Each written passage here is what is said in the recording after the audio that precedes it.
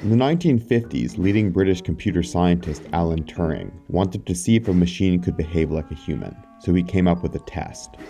A panel of judges would speak with the machine. If it tricked at least a third of the group into thinking it was a human, it passed. Originally called the imitation game, it's now known as the Turing test.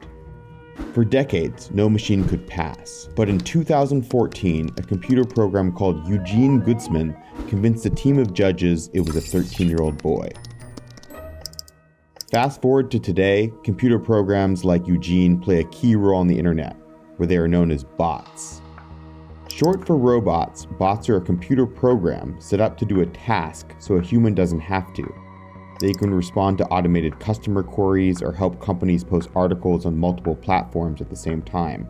But there is a darker side to them too.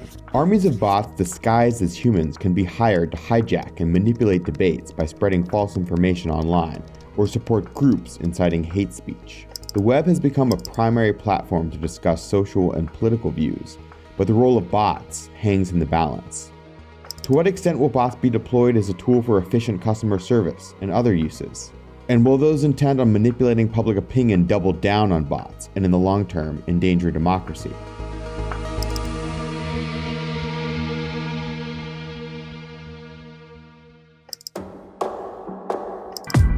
Bots became popular in the mid-90s when digital giants like Google, AOL, and Microsoft took the global economy by storm and leaned on these automated programs to streamline their services. You can have bots that scrape websites to check them or archive them or to catalog them. There are bots that can create poetry. There are bots that can create art. So there are all kinds of uses for bots. In 2019, bots account for nearly 1/3 of all internet traffic. But the double-edged nature of these machines becomes particularly evident when it comes to politics. When we talk about the malicious bots, the social media bots that are part of the conversation around political interference right now, what you have is social media accounts which are set up to pretend to be people. And the idea is you fool people into thinking there's a real person on the other end of this, whereas in fact it's one of a collection of fake accounts. In recent years, bots have been accused of shifting people's perceptions of political events and even swaying an election or referendum result. But while this feels like a new phenomenon, for some experts, there's really nothing new. When the printing press was developed, initially there was an explosion of enthusiasm that it would bring a whole new wave of learning to the world. And you had an explosion of paper propaganda. And then gradually over time, people started realizing that actually, just because it's written on paper doesn't necessarily mean it's true. And so with social media, we've seen something of the same kind of development. In the last decade, social media has given a vast online audience a platform for political conversation and has helped spark some of the biggest political movements of the century. The Arab Spring in 2011 was hailed as the social media revolution because you had people who were getting together and discussing online what to do about their political activism.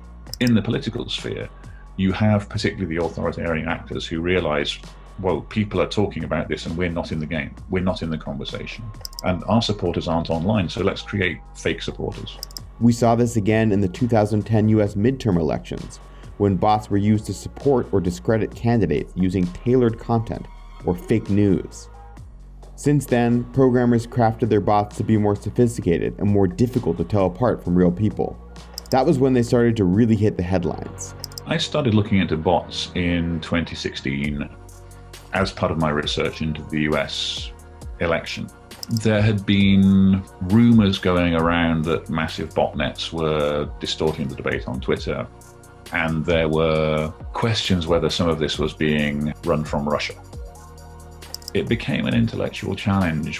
What are the ways that you can find to tell apart a bot from a human? And I came up with a theory which I called the 3A's, so activity, anonymity, and amplification. So activity is what volume does it post, not just per day, but per week and per month and per year.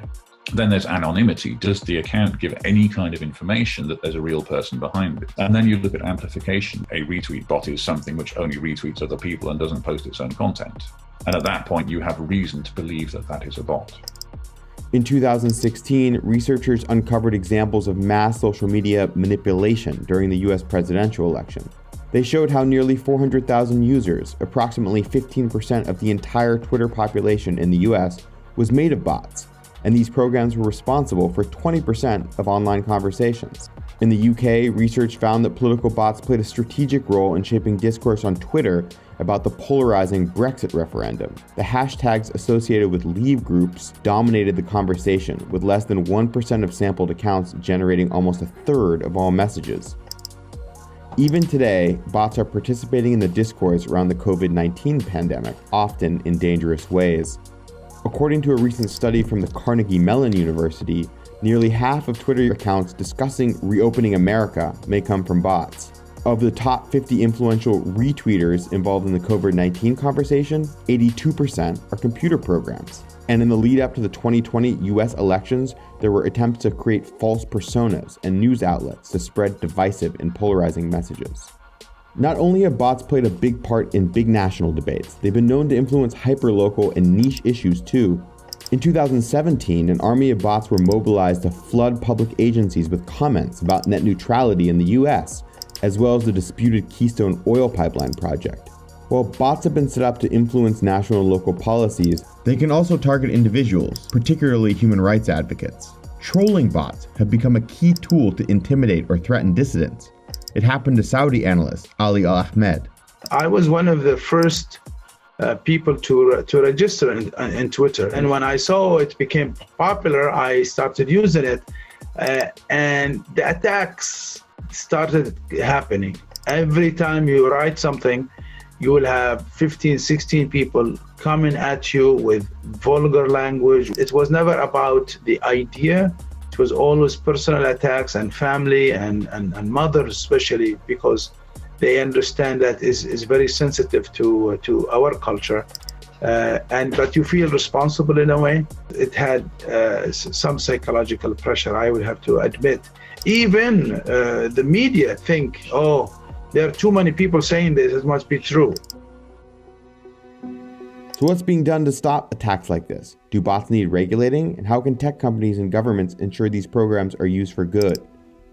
One of the big changes in this space was in early 2018, where Twitter cracked down hard on mass automation. And so the evolution that I've seen over the last couple of years particularly has been that the botnets have been getting smaller and generally posting at a lower level, and it feels like they're trying more to fly under the radar.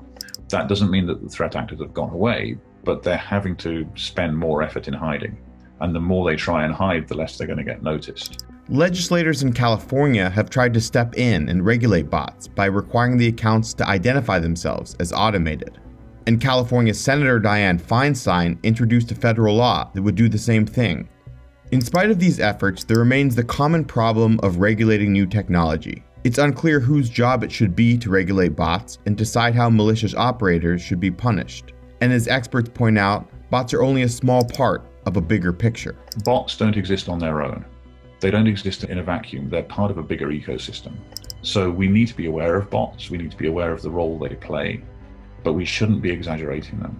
Bots can be amplifiers. People can use them to make an unpopular opinion look more popular, but ultimately they are only one part of the problem. And to keep the whole ecosystem healthy is one of the big challenges of the next few years.